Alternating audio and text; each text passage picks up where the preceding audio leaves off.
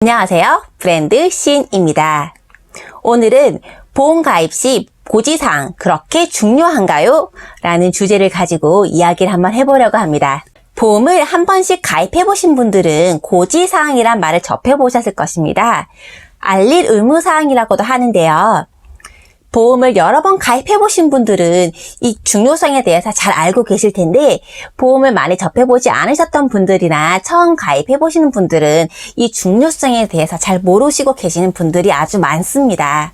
그리고 일부 고객님들은 가입에 대해서만 생각을 하지 고지사항에 대해서는 전혀 대수롭지 않게 생각하시는 분들도 많이 있어요.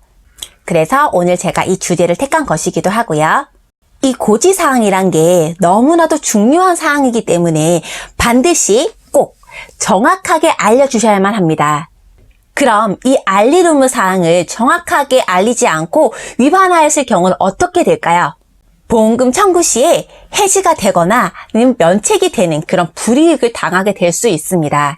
심한 경우에는 소송이나 분쟁까지 이어질 수가 있기 때문에 아주 중요한 사항입니다. 자, 그럼 일반적인 알릴 의무 사항에 대해서 알아보도록 하겠습니다. 건강한 사람 기준으로 보았을 때 알릴 의무 사항은 보통 10가지가 넘는데요. 오늘은 가장 중요한 3가지를 짚어보려고 합니다. 첫 번째는 3개월 이내 의료행위, 두 번째는 1년 이내 추가 검사 또는 재검사, 세 번째는 5년 이내 의료행위 및 중대질환, 이렇게 있습니다. 오늘 이 3가지에 대해서 좀 더 자세하게 짚어보도록 하겠습니다. 먼저 3개월 이내 의료행위부터 살펴보도록 하겠습니다. 제가 한번 읽어보겠습니다. 최근 3개월 이내에 의사로부터 진찰 또는 검사를 통하여 다음과 같은 의료행위를 받은 사실이 있습니까? 질병 확정 진단, 질병 의심 소견, 치료, 입원, 수술, 투약. 여기에 해당되는 것이 있다면 예에 체크를 해주시면 됩니다. 내가 3개월 이내에 병원에 가서 의사 선생님을 만난 적이 있어요. 여기서 진단서나 소견서를 받은 적이 있다면 반드시 예에 체크를 해주셔야 합니다. 그리고 치료는 의학적인 어떤 행위를 하는 것을 뜻하는데요. 예를 들어서 물리치료, 또 뜸 이런 것들도 여기에 해당이 되고요. 정신과 같은 경우는 다른 치료 없이 의사 선생님과 상담을 받는 것만 해도 바로 치료에 해당이 됩니다. 그리고 입원과 수술이 있죠. 수술은 여성분들 같은 경우는 3개월 이내 제왕절개까지 포함을 해주셔야 합니다.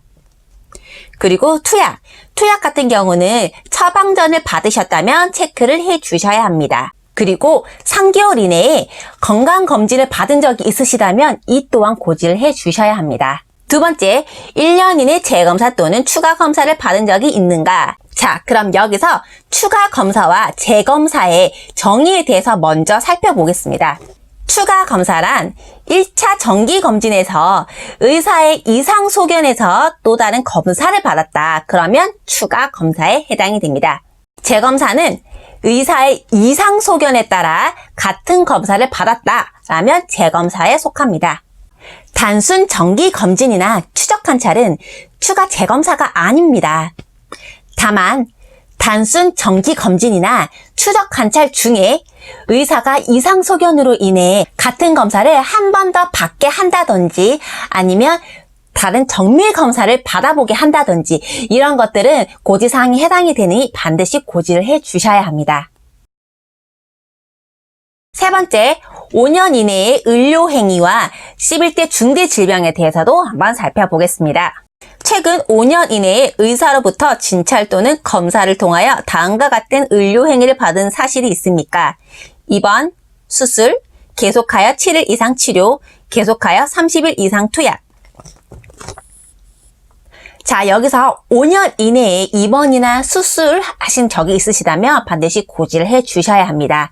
그리고 수술은 아까도 말씀드렸듯이 여성분들 같은 경우는 제왕절개도 포함입니다. 자, 그리고 헷갈려 하시는 부분이 바로 이 부분입니다. 계속하여 7일 이상 치료. 여기서 계속하여 7일 이상 치료란 내가 어떠한 질병으로 병원을 간 총 횟수가 7번 이상이 된다면 고지를 해주셔야 합니다. 그리고 계속하여 30일 이상 투약. 이것도 마찬가지입니다. 내가 병원에 가서 처방전을 받았어요. 이번에도 받고 다음번에도 또 받고 이렇게 처방전을 받은 총 횟수가 다 합산해서 30일 이상이 된다면 바로 고지를 해 주셔야 합니다. 여기서 나는 처방전만 받고 약은 안 먹었는데요? 라고 하시는 분들도 많이 있으시죠? 하지만 처방전을 받으시고 그 일수가 총 합산해서 30일이 넘는다면 고지를 해 주셔야 합니다. 그리고 최근 5년 이내에 아래의 질병으로 의사로부터 진찰 또는 검사를 통하여 다음과 같은 의료 행위를 받은 사실이 있습니까? 암, 백혈병, 고혈압, 협심증, 심근경색, 심장판막증, 간경화증, 뇌졸중, 뇌출혈 뇌경색 포함, 당뇨병, 에이즈 및 HIV 보균. 여기에 5년 이내에 해당되는 것들이 있다면 바로 예라고 체크를 해주시면 되겠습니다. 오늘은 이렇게 알리루무 사항에 대해서 한번 알아보았습니다. 실제로 현재 보험금 부지급 건수 중 절반 이상이 바로 이 알리루무 사항 위반으로 인해서 보험금을 지급 못 받고 있다는 분들이 아주 많이 있습니다.